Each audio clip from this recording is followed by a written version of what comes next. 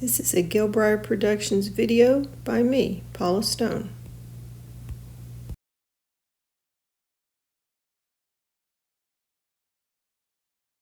Welcome.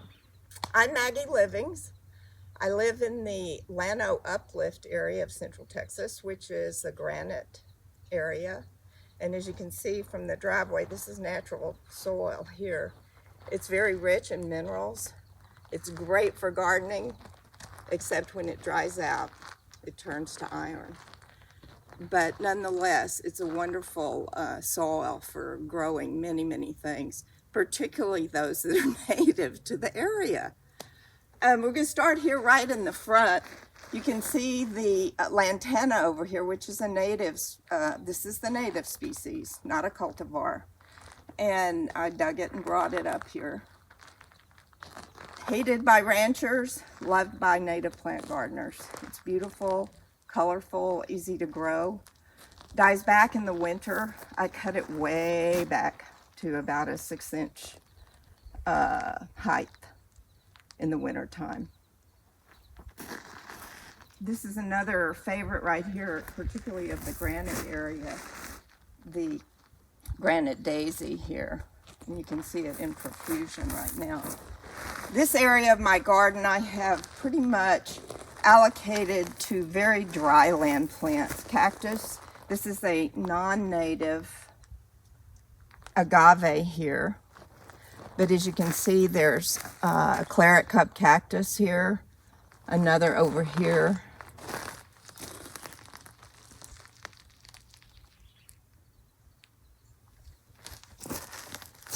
In the back right here is brack fern. And the ferns all came from the property. But it's scarcely planted. And we'll just move along here. Damanita is another good plant for this area. There's a few in here. I have more up here. One other thing that's been a real problem for me are bluebonnets. These are the seedlings right here.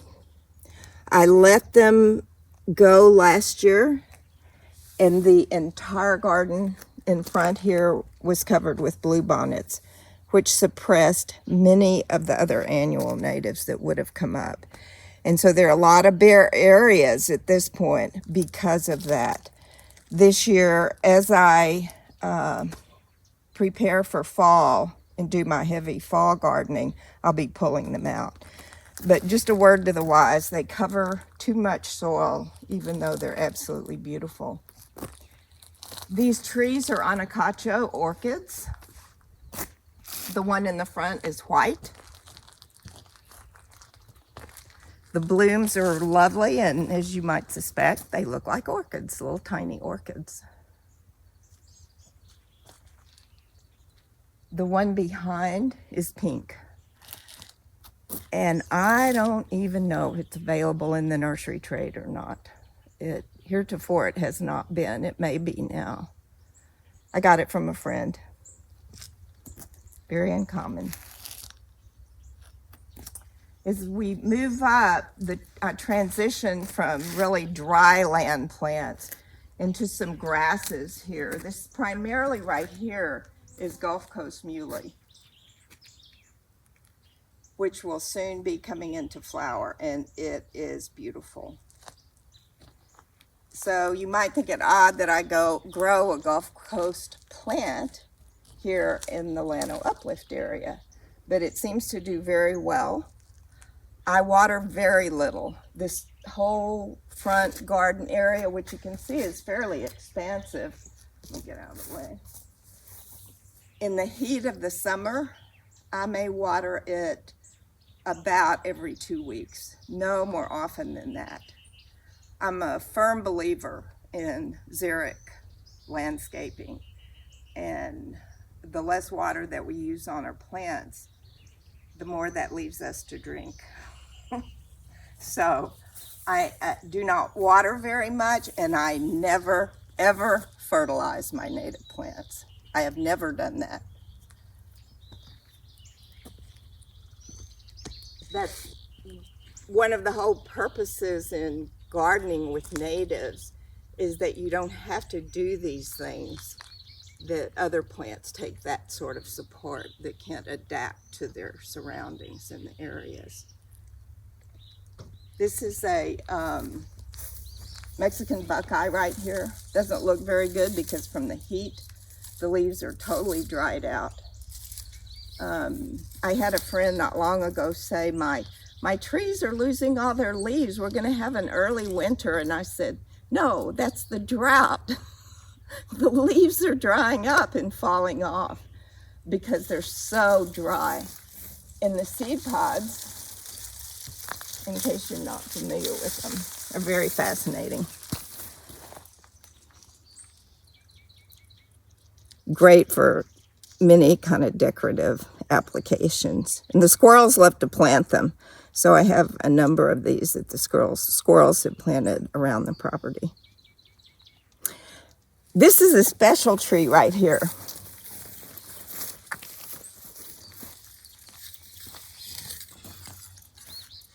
I don't know if you can see this or not, can you?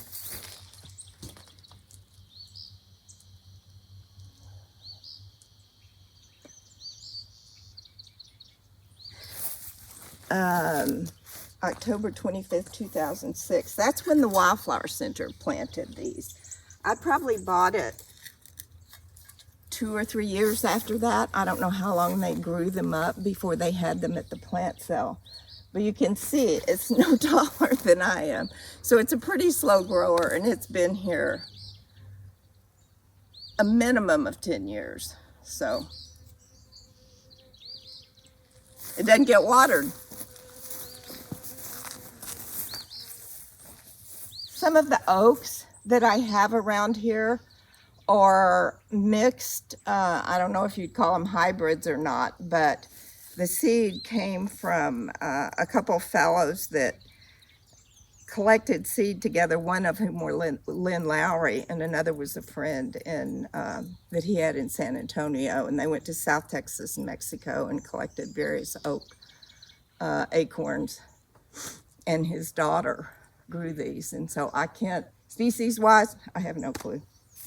Mostly they're white oaks, I'm sure.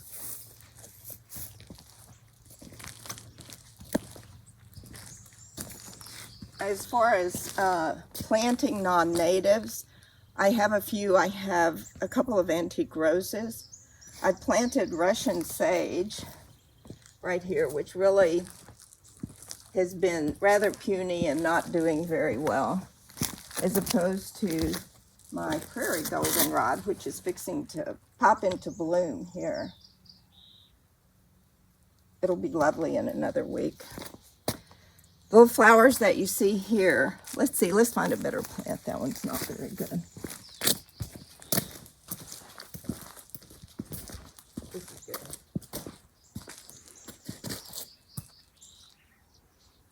Rather scraggly looking, but the blooms are absolutely fascinating. This is sand palafoxia, and it's very common in the stream beds in the Granite Uplift area.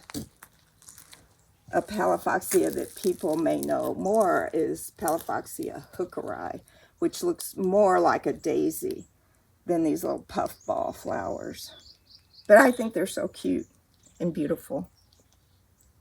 Delicate, but like I say, they have a scraggly look to them, and I have pulled out many, many that were growing in here just to tidy things up. One of the Salvia Gregii right here. Ironweed, you want to look at that? Whatever, Gregii, Salvia Gregii. Let me get my head out of the way. A great shrub. This has been in here probably for about 13, 14 years. I prune it back really hard from time to time. Pruning it hard to me means cutting it all the way back to about 12, 14 inches. If you don't do that, it begins to get really, really leggy, meaning there's not a lot of leaves. You can see in the sun the spent blooms of the ironweed here, woolly ironweed. It's gorgeous in the bloom season, which is midsummer really, when not much else is blooming.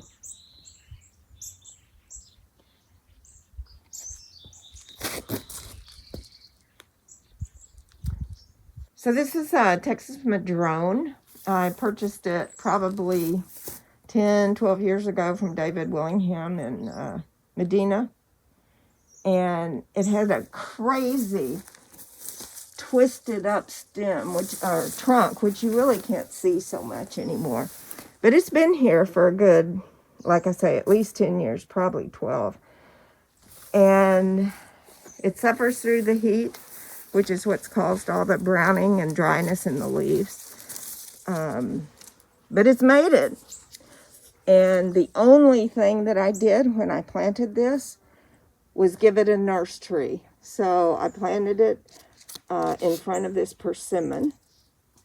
And so it shades it from the west sun. And that's it. Other than that, I did nothing special when I planted it. I did not water it, hardly at all. And it grows. Not very fast, but... And the bark, that's what I love about these trees, is the trunk and the bark. And of course that I've done something that most people have trouble doing. That's always fun, to accomplish something that not too many people can do.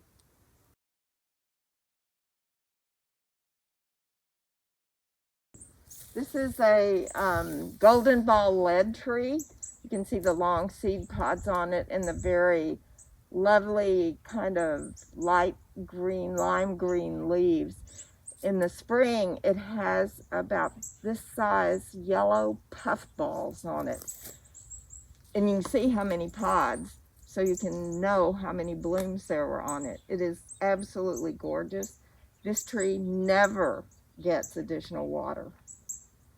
I have another one too, and they're both just have thrived out here. One of my favorite trees, just because they're so gorgeous in the spring. Just imagine solid little yellow puff balls all over this, and they're big. They're not tiny like some of the trees are. One of the things that I think is really important in gardening and landscaping is the use of textures. And you can see that here with the spineless prickly pear, the Sabal minor palm, and coming up will be datura. This is a newly planted datura right here. So I have a lot of big, broad, gray-green leaves, and then the bright, spiky leaves. This is another salvia back here. I think it's Salvia balladiflora, but I'm not 100% sure. And then a lot of low-growing plants in the front, which leads me to talk a little bit about landscaping. When we built our house initially, Heather Venhouse, who was the landscape architect at the Wildflower Center, came out to visit. And as we talked about landscaping, she said to me, "Maggie, it is not rocket science." She said, "You have your near vision, you have your medium vision, and you have your long range vision." And that applies to whether you're building a small garden or landscaping an entire property. You want interest to be at different levels, at different heights, at different distances. And you don't want the near to block the medium or the medium to block the long range vision. And so in many respects, I've tried to recreate that. At the same time, nature interferes with my plans, and she scatters things willy-nilly around.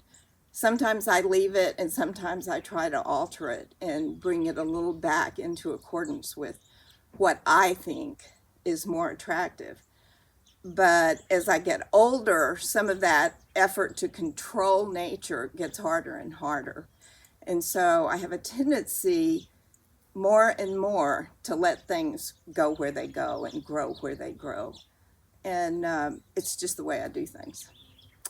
and it makes it easier, actually. So one thing that's really interesting right behind you here, Paula, is one of the dahlias, the little gray dahlia here. It's actually called, this is Dahlia frutescens, I think. So I planted the pot with a nolina. I planted a nolina in front of it. And then I planted a few of these little dahlias in here. The architectural look to these plants, I did nothing to create that. It happened on its own. The nolina keeps the dahlia away, and so they form a nice relationship, I think, here. Once again, textures and colors are very, very different, which even though there are no flowers, it's very important to an appealing look in a garden is to have different things that you put together. If you plant, you know, it's like you go to a botanic garden sometimes and they have a big blob of pansy and a big blob of impatiens and a big blob of this and a blob of that. Well, from a color standpoint, it's very beautiful, and I find it lovely too. At the same time, it's very boring because you have the same, just wads of the same color with no textures and that sort of thing. So I think it's really important to plant for all seasons, and that this is fall. There's not a lot blooming. So colors, so textures and various shades of green become more and more important. Many years ago, I had a friend, and she told me that her favorite time of year was winter. And I thought, man, that's really weird. I like the wildflowers. I like the color. But I've gradually realized what she meant when she said that, because in the wintertime, you see the structures of plants, and that's critical in forming a garden, which is what I'm about. I garden. I make native plant gardens. That's what I do. And I think it's very important to remember the structures that'll be there in the winter. You can see this is a native peach tree right here behind me. And it has almost an oriental look to the trunk. Now, yes, I pruned up some of the branches on it. But in the wintertime, that is stunning because it has such a wonderful shape to it. And then a bit of a mistake that somebody planted is a hickory tree right back here.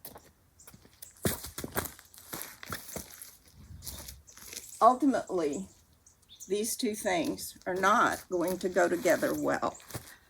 So the hickory will have to be transplanted.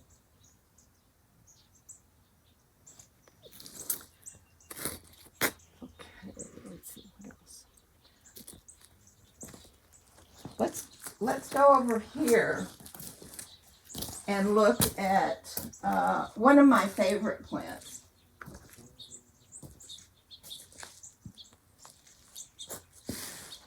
It looks a bit scraggly right now because of the bloom pods on it.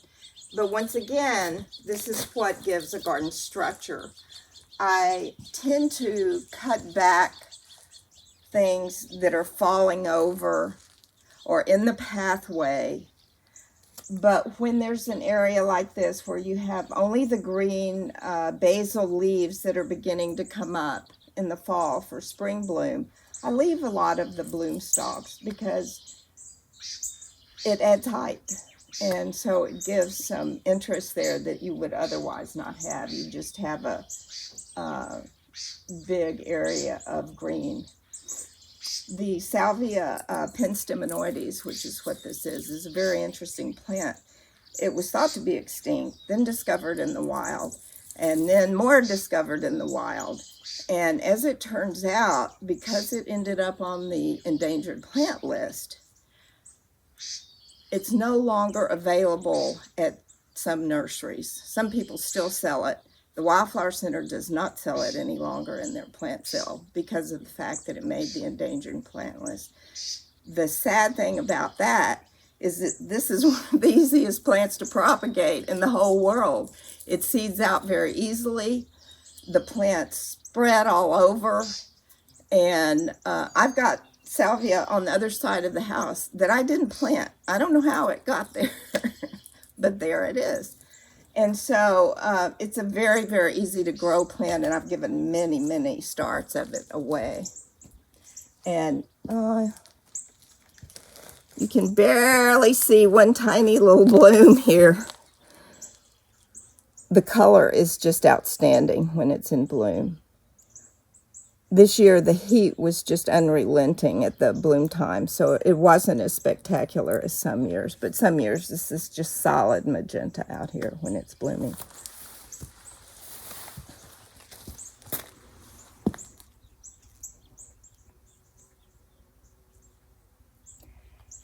Here's another wonderful combination that I had nothing to do with.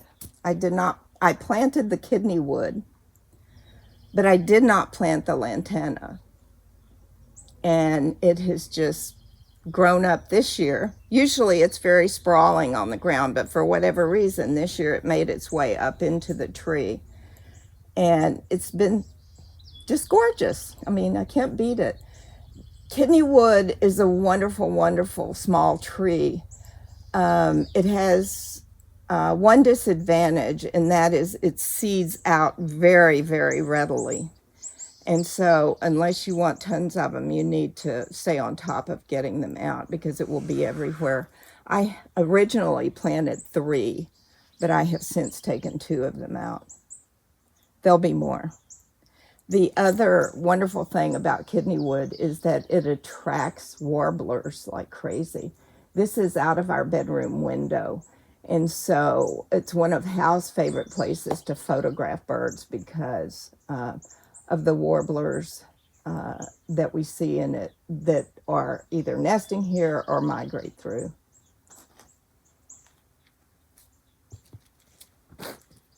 And speaking of birding, you can see Hal's bird blind over there. He has a sprinkler just the other side, and so in the evenings or early mornings, especially during migration, he'll sit out there and photograph. Simple piece of large hog wire or pig wire, whatever you call it, with a little camo on it. Here's a favorite plant. Oh, it's not blooming. There was a bloom on it the other day. It's heartleaf hibiscus, or there's a Mexican name for it. I can't remember right now. It has a bright red hibiscus-looking flower on it, and you can tell from the flower. Hibiscus murianus is the botanic name. It is so gorgeous. And this plant, there's 3 or 4 of them.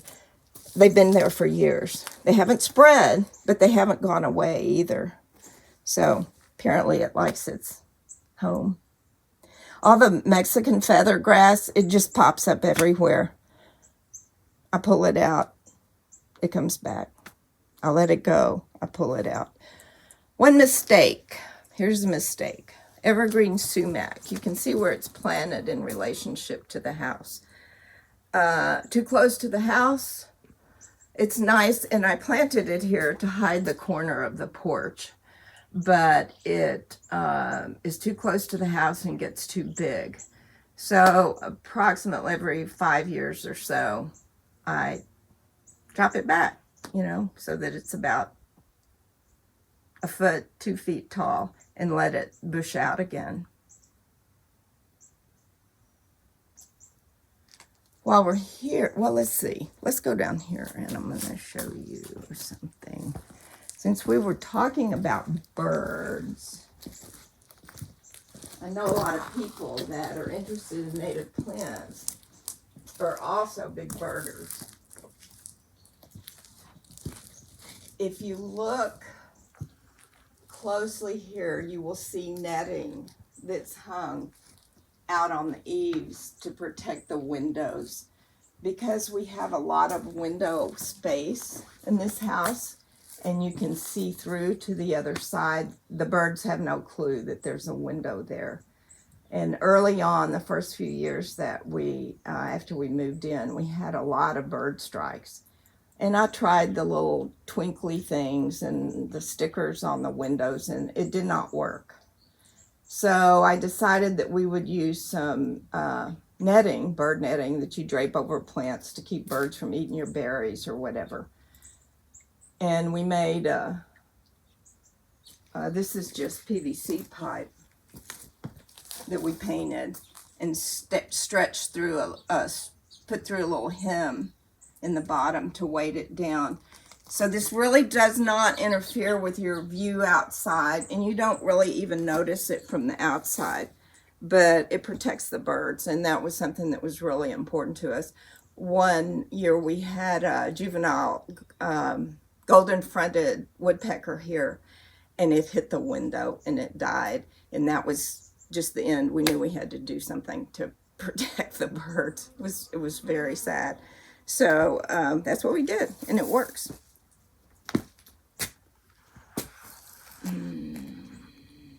Where to? Okay, let's walk over this way a little bit. Let's walk down this way. Talking about landscaping.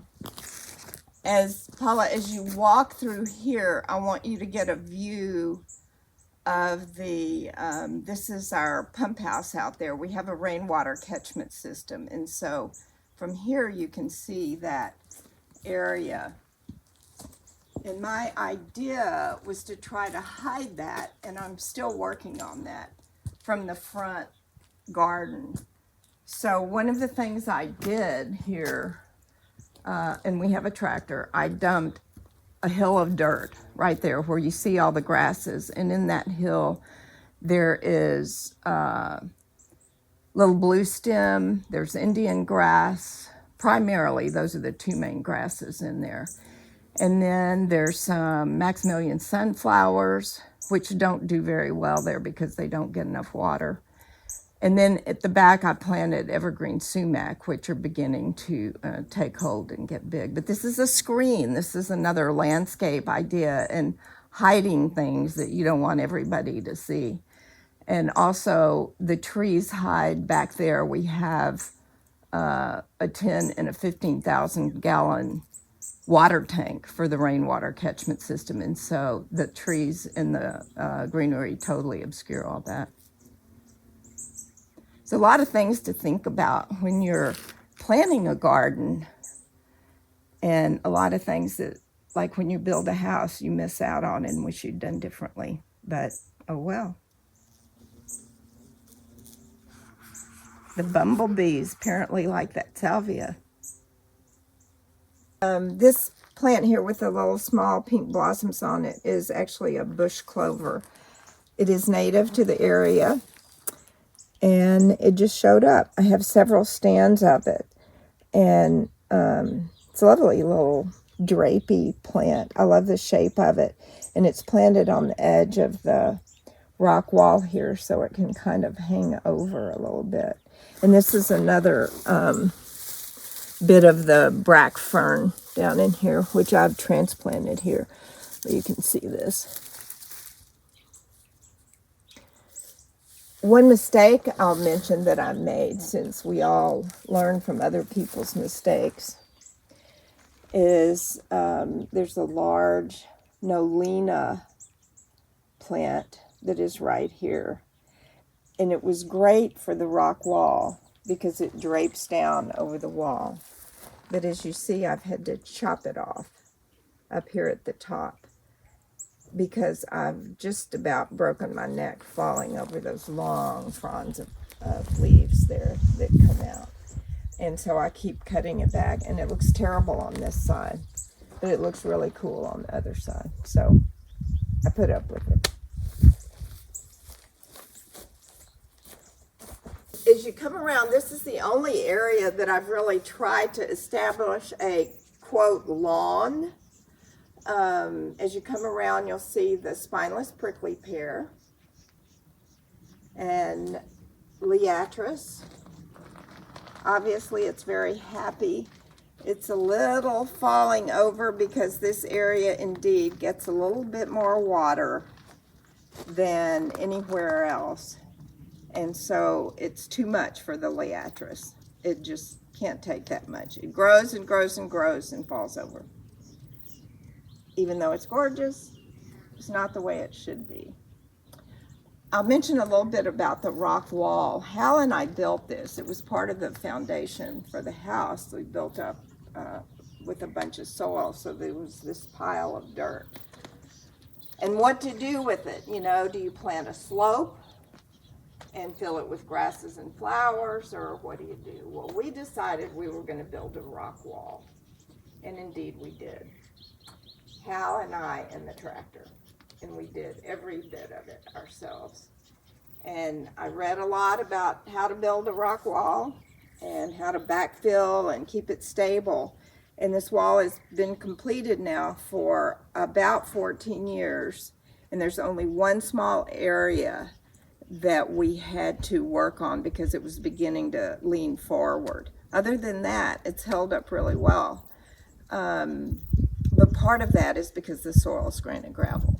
So that makes it much easier than regular soil that washes and that sort of thing. So anyway, as you come around here, this is a batch of Indian grass. You can see it's just starting to bloom. One of my favorite of the prairie grasses. And this mass keeps getting bigger and bigger. I may have mentioned earlier that I have a couple of non-native roses, which are along this wall right here. They get nice morning sun, but after that, not much. But they're great fall and spring bloomers. And previously, I've had numerous antique roses. I love them, but it's just not practical out here. Even antique roses need more water than what I'm willing to give them. This was an asparagus bed right here, and it still is, but many things have come in and gone away, and this is one of my favorite annual natives, clammy weed, called clammy weed because it's very sticky. But the flower, it's in the cleome family, and these are on their way out, as you can see, but they're striking flowers. And the black swallowtails, pipevine swallowtails love this plant. And they are all over it when it's in full bloom. And we have a rather cloudy day today, so there are not many butterflies out and about. But, so this bed is in a process of evolution. I don't know what's going to happen to it. But you see the mealy blue sage here. One of the key things about this plant is that once it starts getting very leggy and sparse after it's bloomed, it needs to be cut back because it will just keep coming back if you do that. Otherwise, it looks terrible, in my opinion. But, and here's a bit of an example of one that didn't get cut back. So you see how it's all naked at the bottom, and then got all little tufts of leaves and flowers at the top. It would have been much nicer had I cut it back.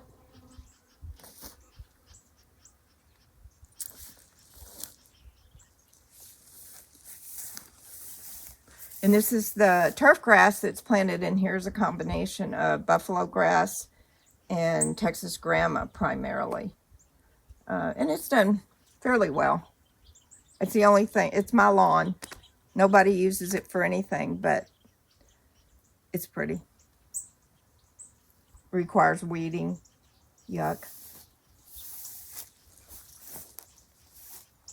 There, you can see across the way is the beautyberry that I was mentioning, way up in the trees, 10 feet tall. Next to that is a rather rare plant, the sycamore leaf snowbell, which David Bamberger's spent a lot of time planting many of those out on his property. A little woody area there with Turk's cap and inland sea oats and just various and sundry shade-loving plants.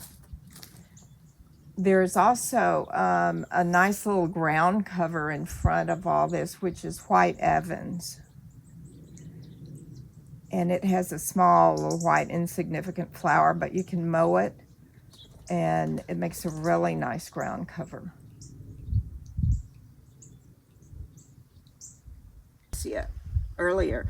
This is the hookeri, Palafoxia hookeri. And isn't that a lovely bright pink flower? And the two of them together. They're so different. Very beautiful. Beautyberry, another wonderful plant. And this is an odd one because this, where I'm standing here, this is west. So it is shaded by the large live oak tree there, so it doesn't get full west sun. But it gets a fair amount, and you just see how full it is with berries this year. This has been here probably 5 years. I have one that's about 12 feet tall. It's in an appropriate planting where it gets full shade. It's planted as an understory. This is Possum Hall right here. And this one has a few berries on it. It's one of my favorite trees because in the winter time, the berries are bright red. It's a deciduous tree, so there's no leaves, and it is absolutely stunning. And then on one 24-hour period, sometime in the spring, the cedar waxwings come through and strip all the berries, and they are gone the next day. How they know they're here, I don't know. Just like any other bird, they go for food. And it's fascinating to watch because there'll be a flock of 40 or 50 of them. And the really big tree is over here, probably 30 feet tall. And they're in that tree and gone. And there's no berries left. And then the process starts all over again.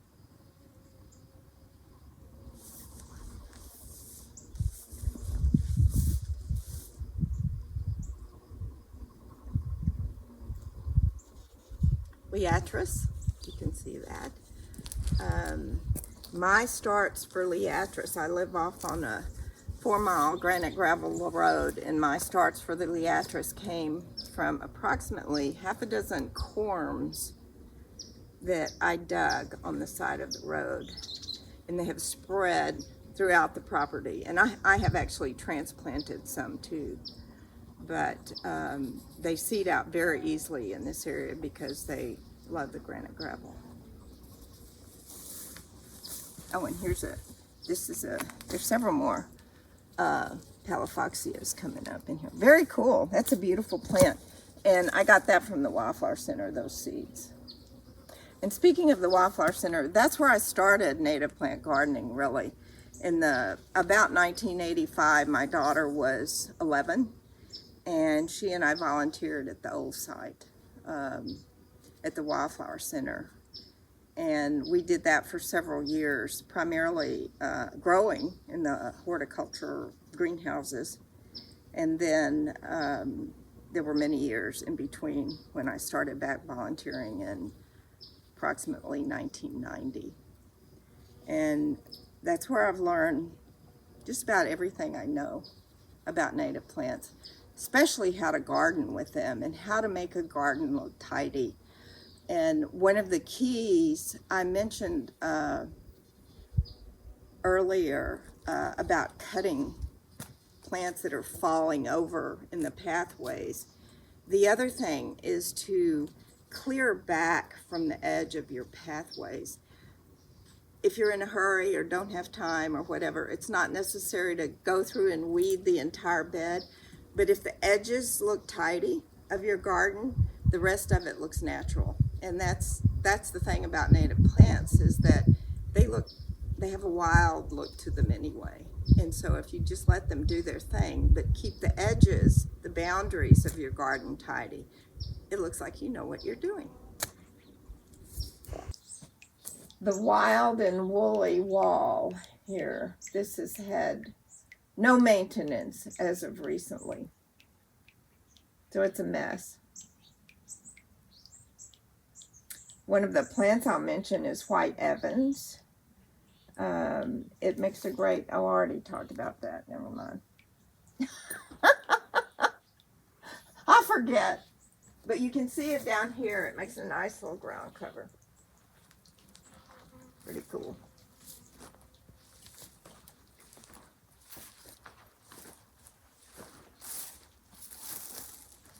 And if it were cleaned up, it would be have an opportunity to grow more solid in here. But I haven't made it to this side of the wall. And over here is a Lindheimer's Morning Glory, which this, you can see the leaf right here. And the flower is spectacular. It's a hackberry there.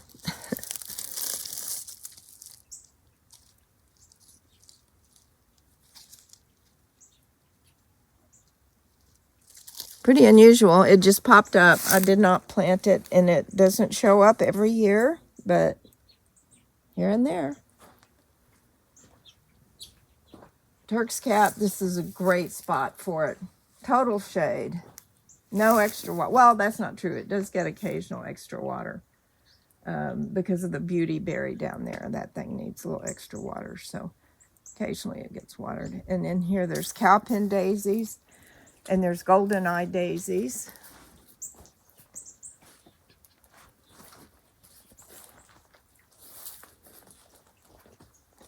Which are not, the golden eyes aren't blooming quite yet. Oh yeah, that's a great one.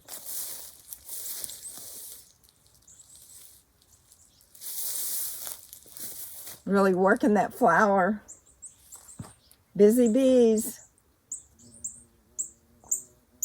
I think in this area I probably planted 2 or 3 Turk's Cap in 1 gallon size, and as you can see, it's just spread and spread. It loves it.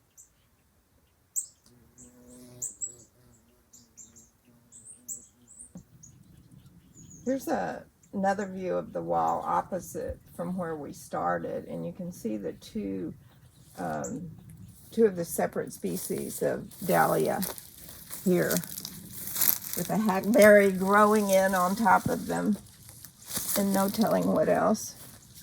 But you can see the difference. This is slightly more shrubby than the grade, or this one is actually called black dahlia. But the bees, oh my gosh, especially in the spring when it blooms.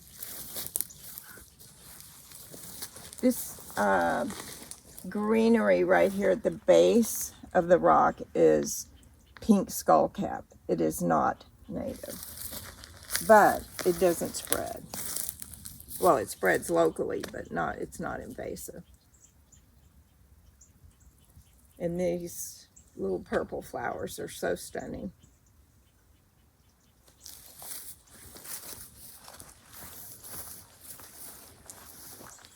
This is another area that I have not done much work on this spring, so it's a bit unkempt looking. But that's nature. Zexminia, wonderful and obnoxious. It spreads and spreads wherever it can throw its seed out, but it's not all that difficult to dig up either. And as you can see in the wall, it has a nice draping effect to it. Right above that is Anisacanthus. What do you call that? Flamacanthus. Flamacanthus. And it's just, the hummingbirds love that.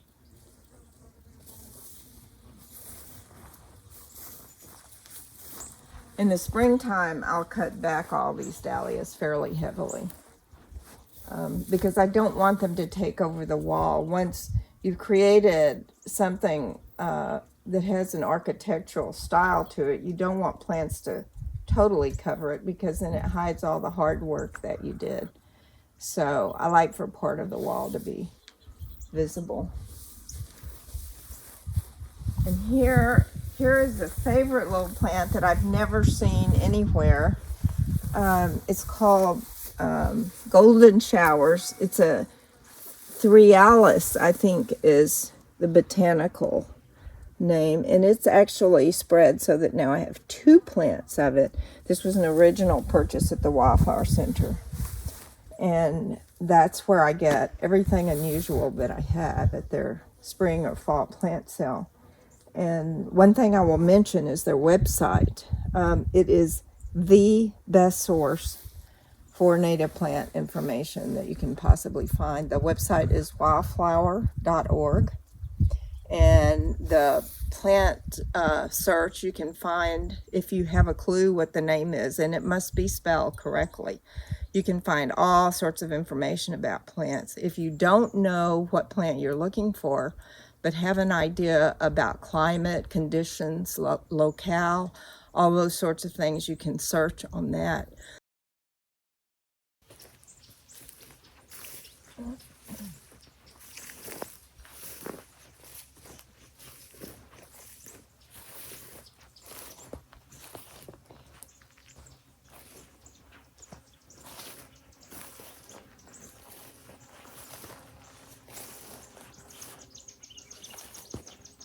Oh, there's some pigeonberry. Look at that. The pigeonberry with the day flowers. Isn't that beautiful?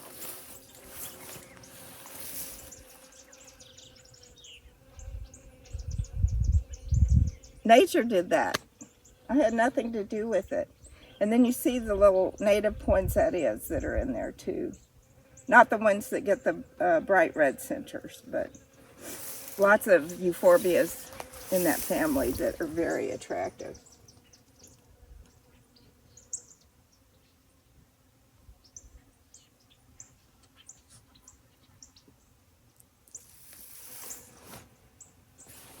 That's why if we're willing, it's a good idea to leave some of the landscaping to nature. It's not quite as controlled as we might do it, but nonetheless beautiful. And this area is another area that I planted as a screen. And it's about 3 years old. And I planted it here because you can see there's a high fence there with a gate.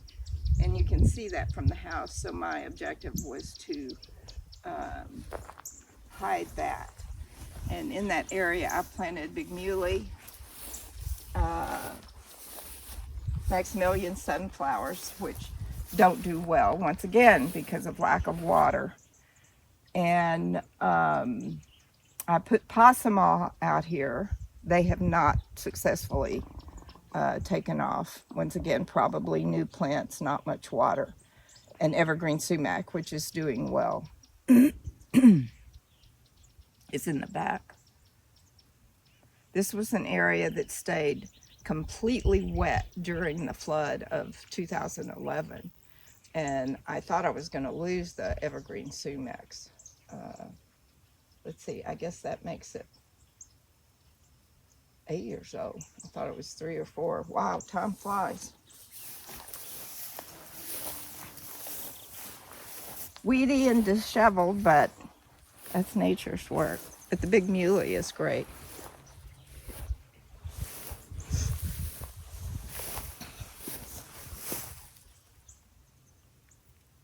And in gardening, particularly out here, I'm always concerned about snakes.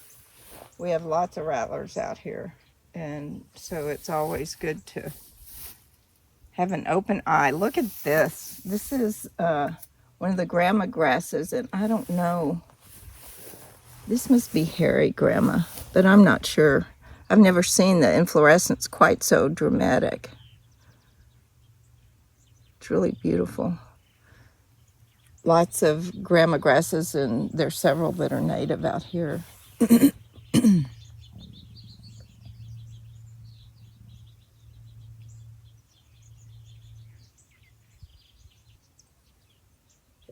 As you see here, there's a lot of the dayflower and doveweed.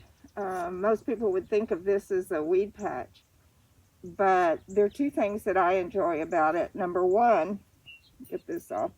is that it's covering the earth, the soil, and so that that's a protection for keeping moisture in the soil, and it's very important, particularly out here where it gets really hot and dry and not a lot of humidity, and we went for months without rainfall to protect the soil, so that the timing of mowing, weeding, all these things that we normally do to maintain our landscapes is really critical, not just because of what we see and the beauty that we appreciate or the tidiness that we like in our garden. It's important for the earth to protect it. And I mean, they're nothing but weeds. Most people would call this patch of weeds, and there's all kind of little small things coming up under that. But you can see the beauty of it in an entirely different respect. And the more time you spend in nature, the more appreciation you develop for the different scenes that nature creates. So she said, this is exactly the kind of thing that I like to do. She said, it looks very natural with minimal intervention. And she said it in a really beautiful way. That wasn't it, but and that's what I try to create, is something that is aesthetically pleasing, but has a little bit of control to it. I mean, I want to be safe, for one thing. You know, the creatures out here, snakes, I usually mow more than what I have. And look at all the spider warts coming up. I mean, my gosh.